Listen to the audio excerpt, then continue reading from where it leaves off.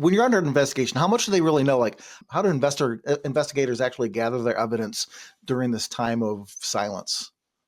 So it really depends on the type of investigation as to how NCIS, CID, or command is going to do their investigation.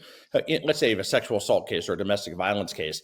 The first thing they're going to do is try to get physical evidence, and that's oftentimes, what is that? That's your computer or your phone, and they will try to seize these items. And if they're able to seize these items from you, there's going to be a lot of time where they're being looked at by a DFE or digital forensic examiner, and that takes a lot of time. If they have your password, it's easier. If they don't, they're going to try to use like a brute force method to try to use an algorithm to get your password or to get into your phone, and they're going to mine your data. I mean, we live in a data-driven society right now, and everything that we do is on our phones. And so the first thing they're going to try and get is your digital media or your phones.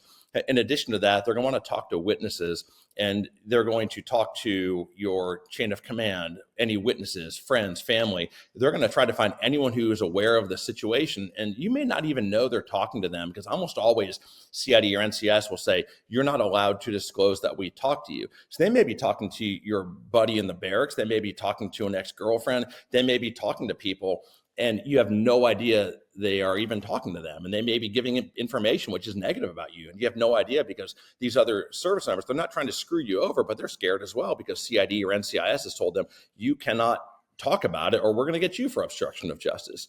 And so these are all the investigations that are going on in the background. If it's a financial crime, they're getting subpoenas. Subpoenas take a long time.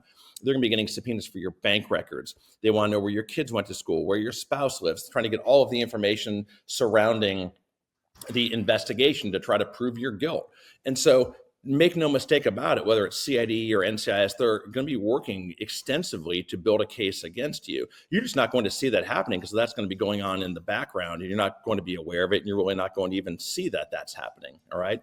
Now, if it's a command investigation, that could be a little bit different. They're going to appoint a 15-6 officer if it's the Army. They're going to appoint a command investigator, a CI, if it's in the Marine Corps.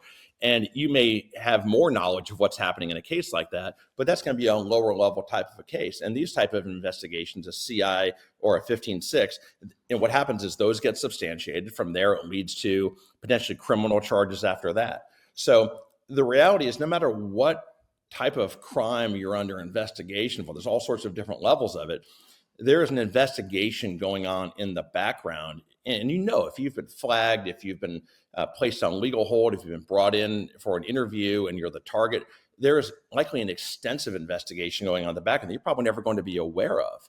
And people make fun of CID is not very good, NCIS isn't very good. The reality is they're very good at what they do.